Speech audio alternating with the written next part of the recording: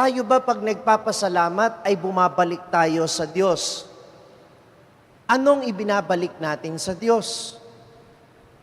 Yung iba, nagpapasalamat, pero wala namang ibinabalik sa Diyos. O kayong mga nanonood sa live streaming, alam ninyong pwede nang magsimba. Yung iba, pwede namang magsimba kasi hindi naman kayo senior citizen. Bukas na ang mga simbahang malapit sa inyo. Nagpapasalamat nga kayo, pero ang tanong, bumabalik ba kayo?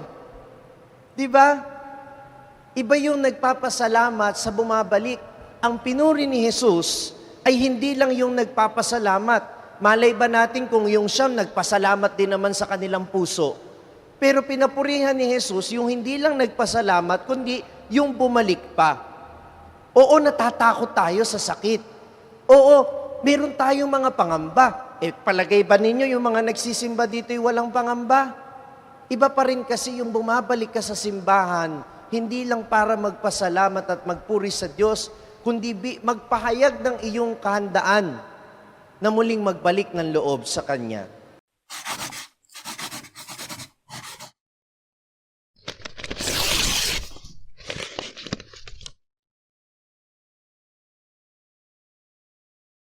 Sumainyo ang Panginoon at sumayo rin. ang mabuting balita ng Panginoon ayon kay San Lucas. Papuri sa iyo, Panginoon. Sa paglalakbay ni Jesus patungong Jerusalem, nagdaan siya sa hangganan ng Samaria at Galilea. Nang papasok na siya sa isang nayon, siya'y sinalubong ng 10 ketongin. Tumigil sila sa malayo-layo at humiyaw, "Jesus, Panginoon, mahabag po kayo sa amin." Nang makita sila ay sinabi niya, "Humayo kayo at pakita sa mga saserdote." At samantalang sila'y naglalakad, gumaling sila. Nang mapuna ng isa na siya'y magaling na, nagbalik siyang sumisigaw ng pagpupuri sa Diyos. Nagpatira pa siya sa paanan ni Jesus at nagpasalamat. Ang taong ito'y Samaritano. Hindi ba 10 ang gumaling? Tanong ni Jesus, nasaan ang 9? Wala bang nagbalik at nagpuri sa Diyos, kundi ang dayuhang ito? Sinabi sa kanya ni Jesus, tumindig ka't humayo sa iyong lakad. Pinagaling ka dahil sa iyong pananalig.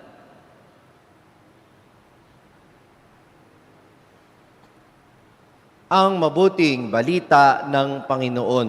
Pinupuri ka namin, Panginoong Hesukristo. Magandang umaga po sa inyong lahat.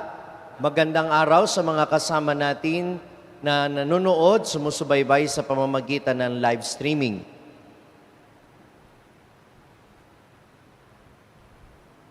Pinakamamahal, paalalahanan mo silang pasakop sa mga pinuno at mga may kapangyarihan.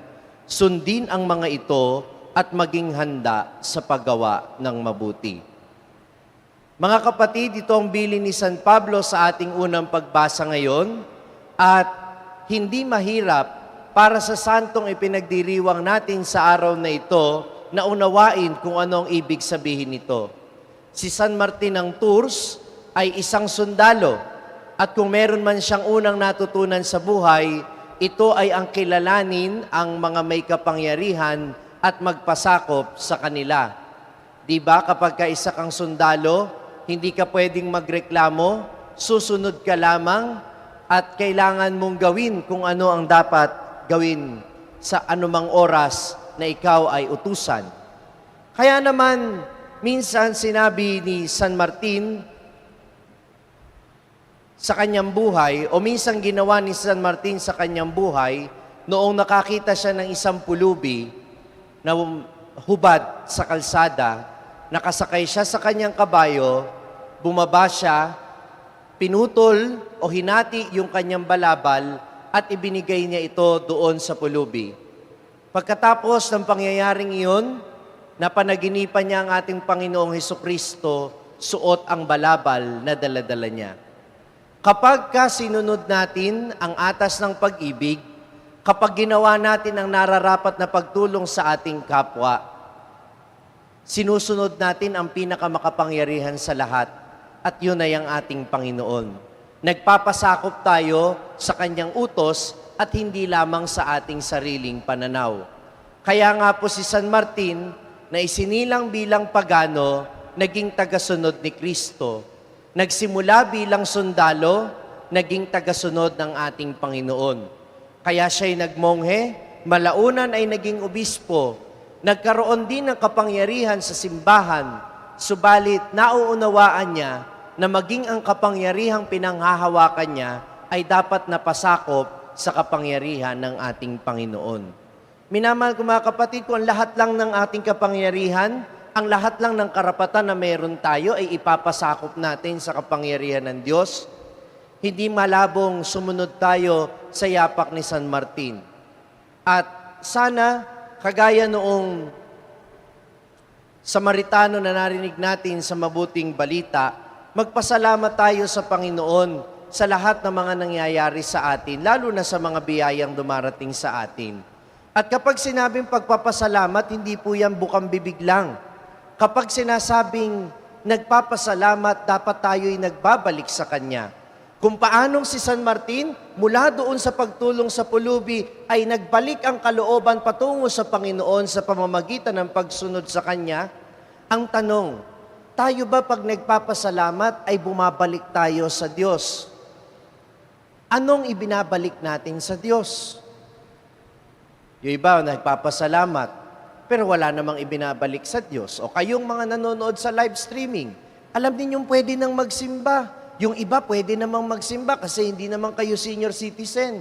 Bukas na ang mga simbahang malapit sa inyo. Nagpapasalamat nga kayo. Pero ang tanong, bumabalik ba kayo? Di ba? Iba yung nagpapasalamat sa bumabalik. Ang pinuri ni Jesus ay hindi lang yung nagpapasalamat. Malay ba natin kung yung siyam nagpasalamat din naman sa kanilang puso? Pero pinapurihan ni Jesus yung hindi lang nagpasalamat, kundi yung bumalik pa. Oo, natatakot tayo sa sakit. Oo, meron tayong mga pangamba. Palagay ba ninyo yung mga nagsisimba dito ay walang pangamba? Iba pa rin kasi yung bumabalik ka sa simbahan, hindi lang para magpasalamat at magpuri sa Diyos, kundi magpahayag ng iyong kahandaan na muling magbalik ng loob sa Kanya. Kaya nga po ngayon, ang simbahan pinagsusumikapang i-keep yung mga safety protocols. Bakit?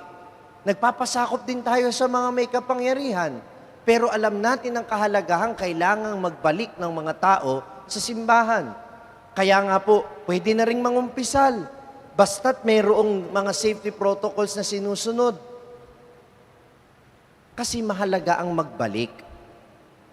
Kaya minamahal ko mga kapatid, kagaya ni San Martin, tayo po ay mga sundalo ng ating Panginoong Jesus. Yun ang sinabi ni San Martin, I am a soldier of Christ. Ako ay sundalo ng Panginoon. Sana tayo rin. Laging handa anumang ang iutos sa atin ng Panginoon. Bagamat tayo'y nakikipaglaban ngayon sa sakit na COVID-19, handa sana tayong magbalik sa Kanya upang magpasakop sa kapangyarihan niya at hindi sa kapangyarihan ng takot, kundi sa kapangyarihan ni Kristo. Amen. Kung na-bless ka ng pagninilay natin sa araw na ito, huwag mong kalimutang mag-subscribe sa page na ito at i-click ang bell button para manatiling updated sa tuwing nag-upload tayo ng mga pagninilay dito. At syempre, hindi pwedeng ikaw lang ang nabe-bless. Kung gusto mo ring ma-bless ang iyong mga kaibigan at mahal sa buhay, i-share ang link ng video na ito sa kanila.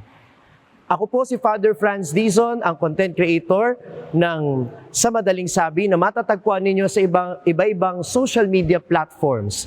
Pari ng Diocese ng Malolos at ngayon ay matatagpuan na rin po ninyo ang aking mga pagninilay sa #1 Catholic app in the world, ang Hallow.